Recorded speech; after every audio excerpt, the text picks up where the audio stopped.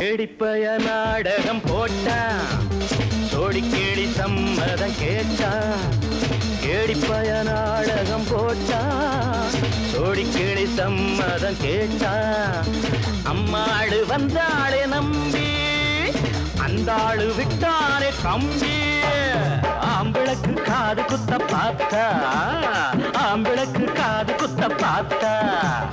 நாடறிஞ்ச போக்கிரிதான் நான் அறிஞ்ச அம்மாளு ஒட்டிக்கிட்ட வெட்டிக்கிட்ட உனக்கென்ன சும்மாரு பட்டுக்கோட்ட அம்மாளு